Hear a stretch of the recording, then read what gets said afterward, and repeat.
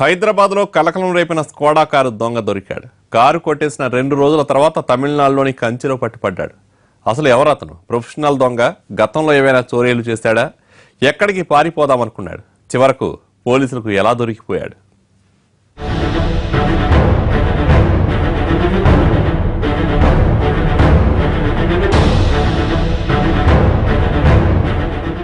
ఇతని పేరు రాజేష్.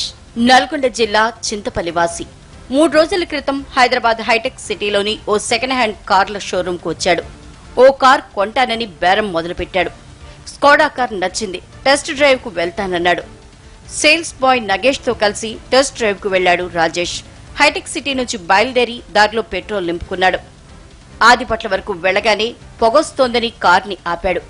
ఏం జరిగిందో చూడమని సేల్స్ బాయ్ ని కిందకి దింపాడు. మెరుపు వేగంతో కార్ తీసుకుని ఎస్కేప్ అయ్యాడు. ఖరీదైన కార్ని ఓ దొంగ కాజేయడంతో సేల్స్ పై నగేష్ కంగుతిన్నాడు. వెంటనే షోరూం యజమానికి సమాచారం ఇచ్చాడు. బాధితుల ఫిర్యాదుతో కేసు నమోదు చేసిన మాదాపూర్ పోలీసులు సీసీ కెమెరా దృశ్యాల్ని పరిశీలించారు.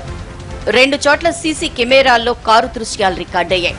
కారు దొంగను పట్టుకునేందుకు 5 బృందాల్ని రంగంలోకి దింపారు. కారు దొంగ సెల్ ఫోన్ సిగ్నల్స్ ని ట్రాక్ చేశారు. కారు చెన్నై వైపు వెళ్తోందని తేలింది. వెంటనే ఏపీ, తమిళనాడు పోలీసులను అలర్ట్ చేశారు.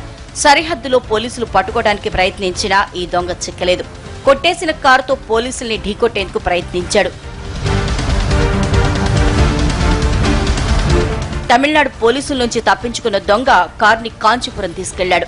అక్కడ నెంబర్ ప్లేట్ మార్చేశాడు. అయితే అప్పటికే మెరూన్ కలర్ స్కోడా కార్ని ఓ దొంగ హైదరాబాద్ నుంచి తమిళనాడుకు తీసుకొచ్చాడని పోలీసుల దగ్గర సమాచారం ఉంది. దీంతో నిందితుడిని కాంచీపురం పోలీసులు అదుపులోకి తీసుకుని విచారించారు. అది కొట్టేసిన కారేనని తెలుసుకుని మాదాపూర్ పోలీసులకు అప్పగించారు.